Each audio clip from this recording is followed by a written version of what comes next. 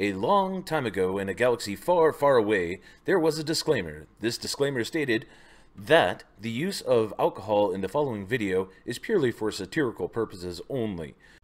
Mad Dad reminds you to drink responsibly. The following content may not be suitable for all ages.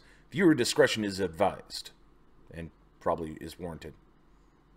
Enjoy! Hey there, YouTube. It's Mad Dad coming at you one more time with some more new player experience topics, and today we get to talk all about ships. Hold on. You are not prepared!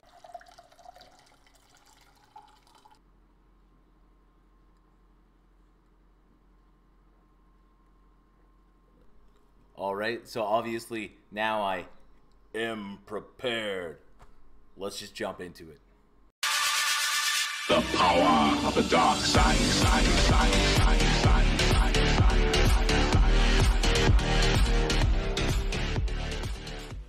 Alright, so as the intro might suggest, ships aren't exactly my most favorite of topics. I think that there's room to improve. I think that they can be dynamic. I think they can be fun.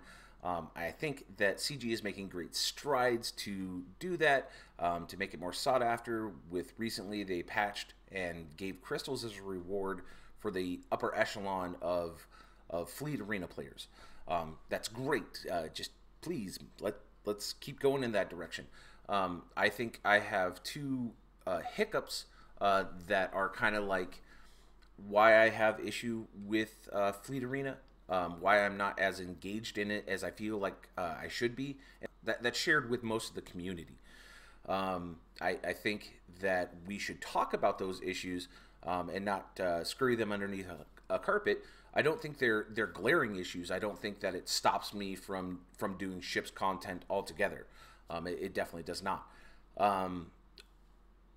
So before we get into the 101 of ships, to where you guys are building the ground level of understanding of how ships work, what gets them stronger and better, and all that stuff. Before we get to that point, let's talk about the two hiccups that I see with ships. All right.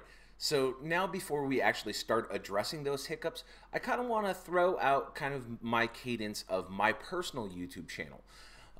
It's not shared by most, if any.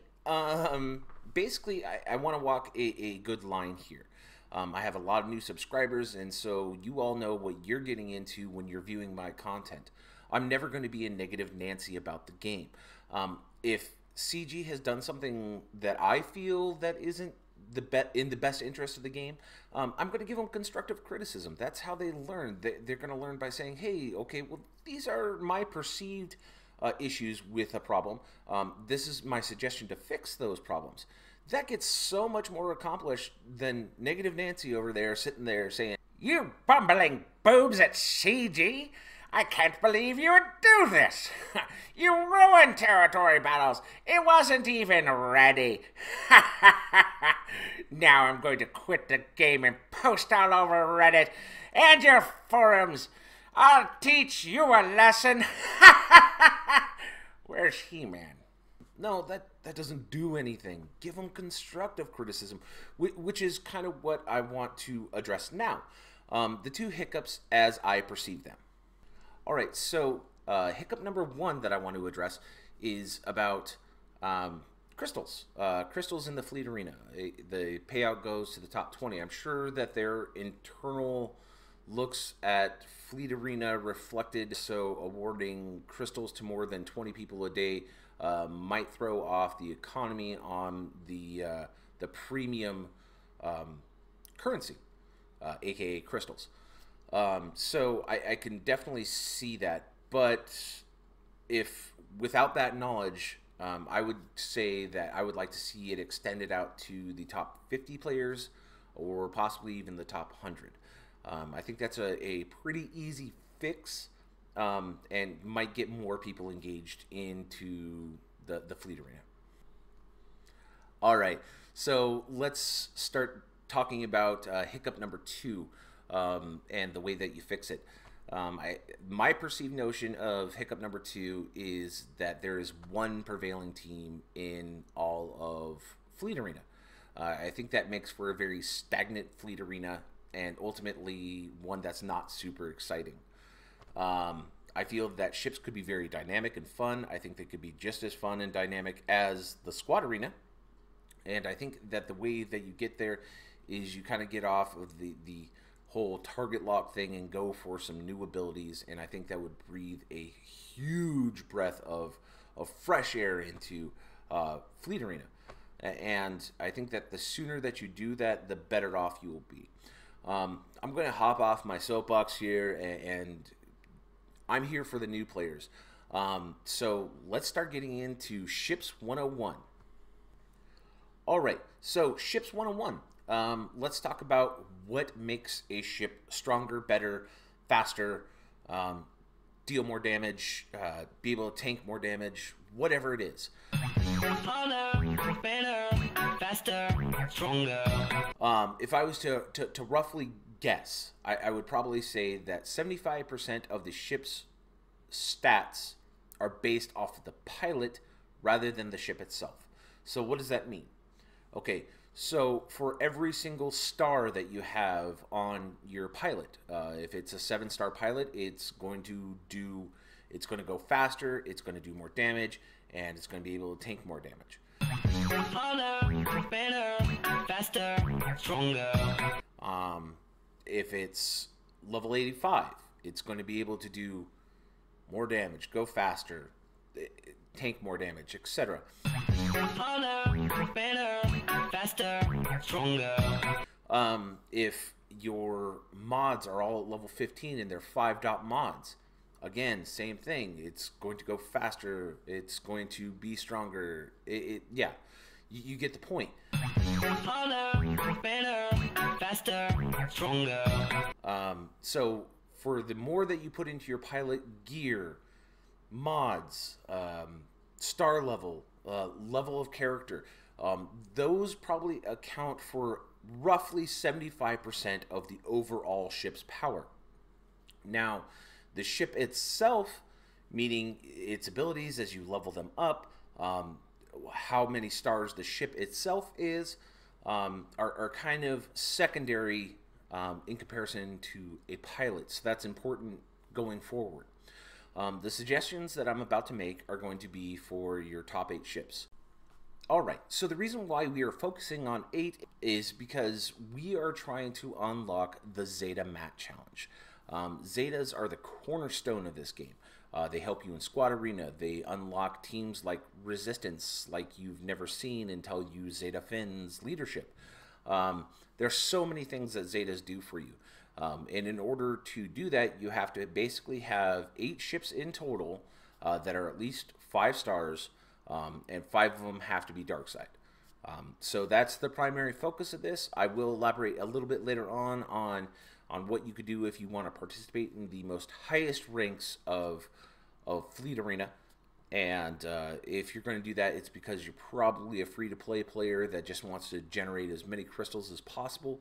My personal take on it is that I don't mind spending the $20 every other month at the game if it means that I can save myself having to do 5 battles a day and fight tooth and nail just to get some crystals. That's my personal take, but as a free-to-play player, I'll help you guys out too. So let's go ahead. Finally, 8 minutes of video. Still haven't really talked about ships and where to find them, what pilots you need. So let's just dive in. One eternity later. All right, let's talk Tarkin, baby.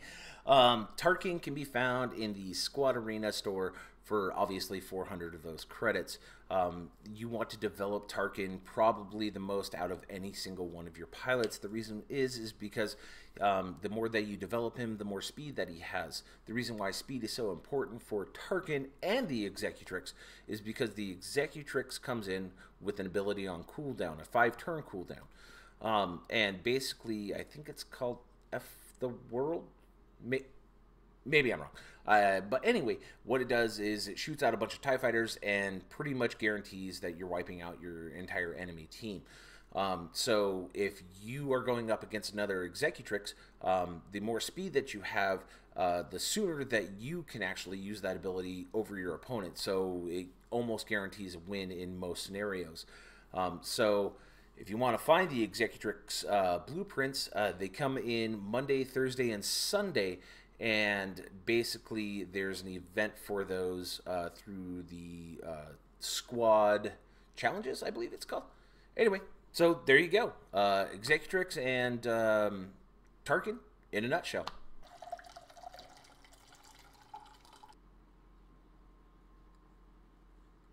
I have a bad feeling about this. Alright, next let's talk Biggs Darklighter. Biggs Darklighter is the glue that holds this team together. He is the best tank for a target lock team. The reason why is because he has a unique ability that whenever an opponent suffers from target lock, he gains protection back. Okay, so where can you find Biggs? You can find Biggs through the Galactic War Store, which is my preferred method of farming him up. Or you can find him on hard node 4A on the dark side. Or you can also find him in the Cantina store on 3G. Alright, so we've talked about why Biggs' X-Wing is so good. But where you can farm it up at, you can farm it up at through the Fleet Arena store, and you can farm it up through the Galactic War store. Both of those, I think, are very viable options, and one's not preferred over the other.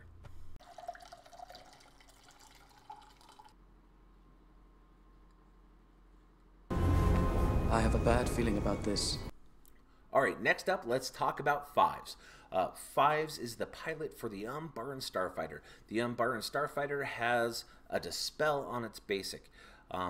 When it dispels, that means your opponent can't have a taunt up, so you're dispelling their bigs 9 times out of 10, so that way you can have access to the ships that you actually want to target, as opposed to your opponent forcing you into one. Then he has a special ability, and the special ability punishes your opponent for having target locks on them. And you know what this team does really well? It throws out target locks. It throws out target locks like sexual harassment lawsuits at the Weinstein Corporation right now. Is that a little too soon for that joke? Maybe. The Cantina Battle Store is the best way to farm up Fives. In addition to that, you can get lucky and he shows up in the Fleet Arena store as well. Let's move on to where you can find the Umbaran Starfighter, though. Alright, so we've talked about why the Umbaran Starfighter is so great and why he should be in your starting lineup. What you need to know beyond that is where you find the Umbaran Starfighter blueprints. You can find them in the Guild Event store, you can find them in the Galactic War store, and you can finally find them in the Fleet Arena store. So all three of those sources are equal. Whenever you see the Umbaran Starfighter, pretty much pick it up.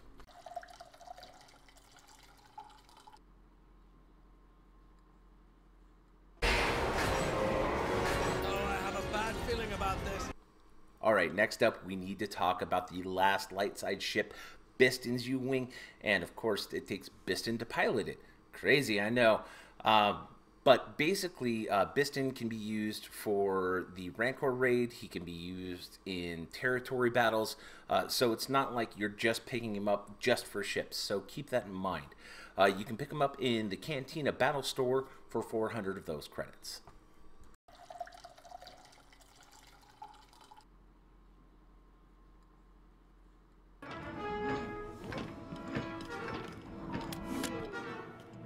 I've got a bad feeling about... Hey, quiet. What? Alright, so rounding out Biston's U-Wing is his co-pilot, the Scarif Rebel Pathfinder. Boy, that's a mouthful. He can be found in the Cantina on Node 1D, or you can also pick him up in the Fleet Arena store.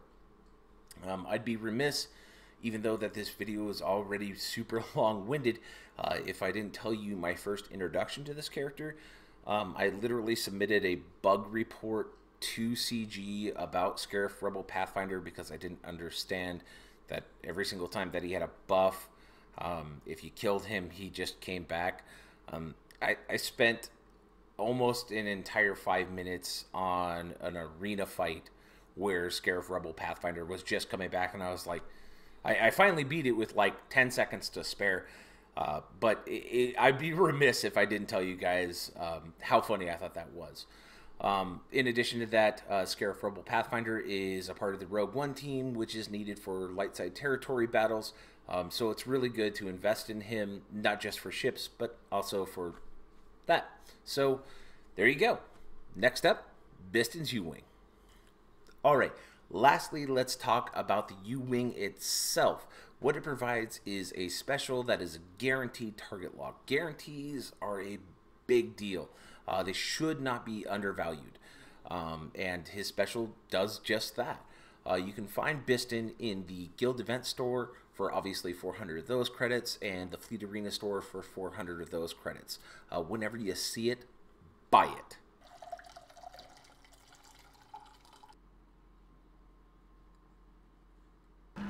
I don't know. I have a bad feeling about this.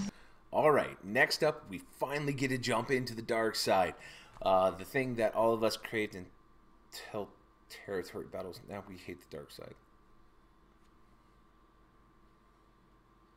Okay, so on a serious note, we're going to be talking about Vader. Vader's great to develop. You're going to want him for your Empire teams. That way you can unlock R2 so he has dual purpose. You can still utilize him in the Rancor raid. So again, more purposes than just one, that being ships. And so where is Vader? Okay, so you can primarily earn Vader through achievements. You should try and get as many Vader shards that you can through achievements first. And then, secondly, whatever you feel like you're going to come up short on or not be able to have access to for a while, you can farm up through the Fleet Store. He's a pretty infrequent pop in the Fleet Arena Store, so whenever you do see him and you're kind of getting close, consider buying him. All right, so let's talk TIE Advanced. The TIE Advanced is Vader's ship, and it is probably one of the most secure ships in this lineup. On its basic, it gives you a guaranteed target lock.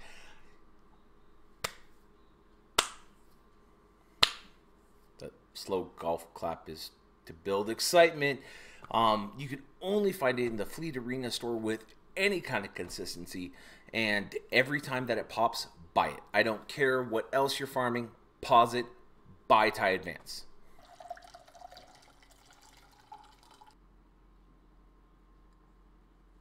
I have a very bad feeling about this. All right, next up, let's talk TIE Fighter Pilot. TIE Fighter Pilot can be found on Cantina Node 4B. That's my recommendation for where you want to farm him at. You can also pick him up in the Fleet Arena Store, but there's a lot of competition for what you're going to be using that Fleet Arena currency for. So again, go after the Cantina node. The other thing of note here is that TFP has the great ability to have dual purpose, triple purpose actually. He's great in the Rancor because he applies tenacity down, which allows you to take away turn meter with other characters, so he's great there. And then top it all off, he's Empire, so he gets you one step closer to getting your R2-D2 unlocked. All around, just great character to farm. All right, next up, let's talk TIE Fighter Pilot ship. The TIE Fighter, crazy. It can be found in the Fleet Arena Store, it can be found in the Guild Event Store, and it can also be found in the Galactic War Store. Nothing is preferred over the other. Go with whatever it is that it's popping in, and buy it as frequently as you possibly can to get it up to 5 stars.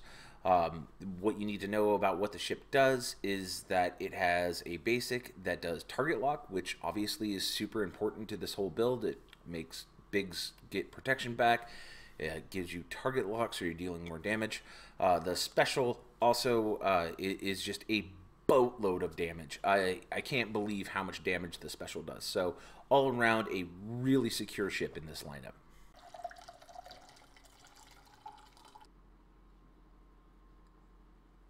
I got a bad feeling about this. All right, so next up is First Order TIE Fighter Pilot. First Order TIE Fighter pilot has dual purpose. You're kind of seeing a reoccurring theme here. You need him to unlock BB-8. So he's not going to serve too many other purposes, if any. You can find him on the dark side on 4B, as in Bravo, and on the hard nodes. And you can find him on 4D, as in David, on the light side, and also in the Fleet Arena store. Every single day, this is where my energy goes, is to picking this guy up to 7 stars. I farm him out of the 10 hard nodes each and every single day right now, and out of the Fleet Arena whenever he pops in there. So, good one to pick up. Let's talk about a ship, though. All right, next up, we need to talk about the First Order TIE Fighter. The TIE Fighter has a basic to where it has a chance to attack twice, double tap. When it does that each time, it has a chance to give target lock. So you can really restore your bigs huge off of just one basic attack with this ship. His special does a lot less damage than the regular TIE Fighter, but it still is a mollywop here. So you can find the First Order TIE Fighter in the Galactic War store, and you can find him in the Fleet Arena store.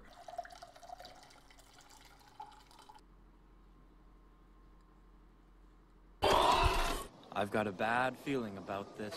Next up, let's talk.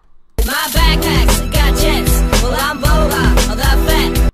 All right, that's right. Next up, we get to talk about the man, the myth, the legend, the one, the only, Boba Fett. Yeah, he died in a Sarlacc pit, and it was super anticlimactic, but nonetheless, Boba Fett can be found just about a million ways. The suggested farm route that I went with, it would be the Galactic Battle Store. You guys do whatever you want to do to farm him up, but he's definitely dual purpose because you can use him for the training droid event. You can use him in dark side territory battles. You can use him in the credit heist, and of course his ship is just one of the best ships, so let's get into that. All right, next up, I'm so happy to talk about Slave 1. Slave 1 has a basic that has a target lock, so check. In addition to that, his first special, basically whatever you're targeting, and then every target on the enemy side that has target lock gets to suffer a crap load of AoE damage, so check. And then his second special, if it gets to go off because it comes in off cooldown, and if they focus in on Boba Fett, he may not be able to use it, but if he does, it's one of the best damage AoEs that you can have in ships, so check. You can find Slave 1 only in the Fleet Arena store for 400 of those credits, obviously. So yeah, pick him up. Like, seriously, prioritize Slave 1.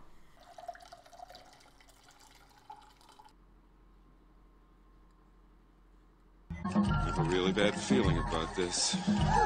All right, so if you have parents, you have heard this turn of phrase more than once in your life. Do as I say, not as I do. This is the case with Darth Maul and the Scimitar. I missed the boat on this, and I've been punished so many times in Fleet Arena because of it. Had I just put the effort forth and farmed up Darth Maul and the Scimitar, I would be in so much of a better place right now and competing for top 10 as opposed to top 20 and falling back to 30 in Ships Arena. So really, I suggest you pick up Darth Maul. You can find him in the Fleet Arena store for obviously 400 of those credits. So farm him up. Lastly, let's talk about the Scimitar. The Scimitar is a great ship. It's the R2-D2 of the Fleet Arena. I highly recommend it. In fact, I'm pretty darn ashamed that I don't have one in my own lineup. Shame. Shame. Shame. Shame. That aside, you can find the Scimitar in the Fleet Arena for 400 of those credits, as if that's not the same reoccurring theme here. So, farm him up. Don't pull a Mad Dad.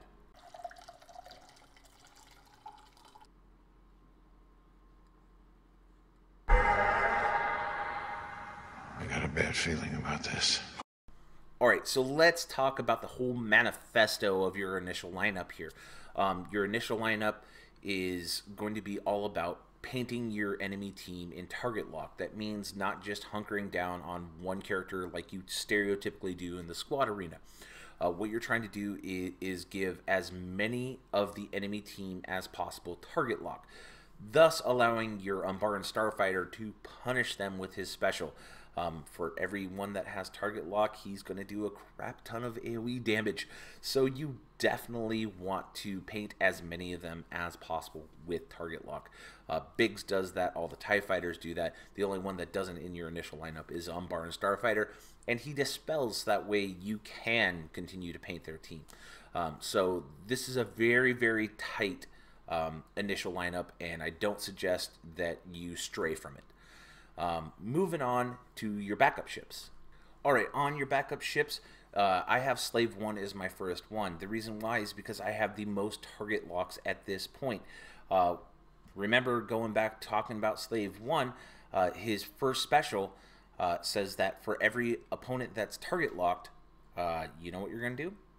AoE the crap out of them. So you've already done it with your Umbaran, and now you're bringing in Slave 1 to really just start clunking heads together. The Scimitar is in your backup because it's allowing you some evasion. Let's say you're getting the snot kicked out of you and you need to be able to evade some stuff through stealth. The Scimitar is great for doing that. So that way you can... Normally I lead off with Slave 1, but there would be times that I would want to have Scimitar. Then lastly, Biston's U-Wing. This would be another possibility for a target lock that you can bring in should one of your TIE Fighters die instead of Biggs, which would be really uncharacteristic, but it could happen. So it's always good to have another target lock waiting in the wings to bring in. So that is it. You're just trying to just buy time until you can get the Executrix online with its ultimate. Once it throws out its ultimate, your enemy's done. Alright, so that's it. This is everything that you need to know about ships. We are done. I need a liver transplant now. Wait. Are you serious? There's more? What in the horse sucker?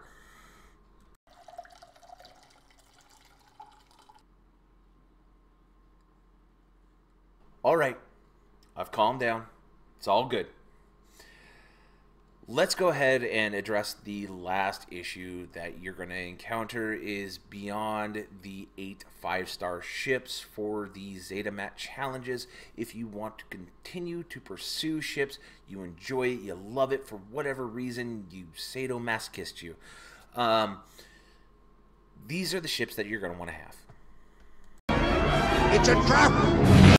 Alright, so the highest echelons, you're going to want to have the Chimera. The Chimera is a slightly better ship, in my opinion, than the Executrix. Well, let's go ahead and talk about what you need to unlock the Chimera. You have to have Rebel ships. The Rebel ships that are outside of the initial 8 that I suggested, you will need to pick up in addition to unlock the Chimera.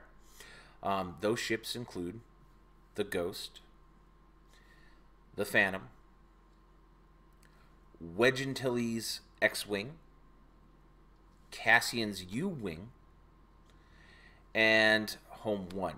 And of course all the pilots that are associated with all those ships. Cassian's U-Wing is particularly annoying, and it's not exactly a fun farm either.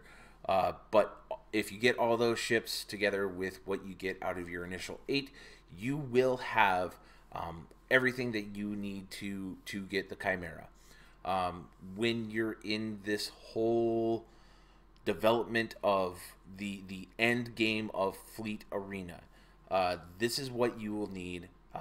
Then you will also have a 7-star Chimera. Because you have a 7-star Chimera, you're going to have access to a 9th ship to put in. And so I would continue with the initial 8 lineup, develop them up to 7 stars, and then throw in Wedge on the last spot. Okay, so potential things that might date this guide. If CG develops a raid for ships, and I suspect that they probably will in the next year, you're going to want to develop all of your ships up to 7 stars. You're going to want the Chimera. You're going to, really want those all developed for that. So always back burner farm it. Other than that, I kind of want to get a little schmoozy here. Lately, I've had some really great luck developing this YouTube channel. Miss Passiert came on the New Player podcast, and that kind of launched and springboarded the channel into I was able to go on the RSG podcast recently and talk with those guys. Tomorrow we're going to be filming another New Player podcast, and we have special guest host Grande Patron on.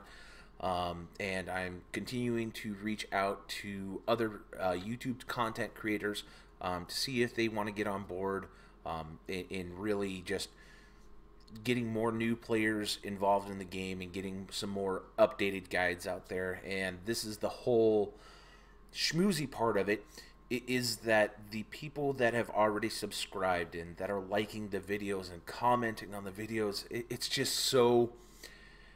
It's nice. I never expected to see this kind of response from a community in gaming. Most of the time, I've had really negative,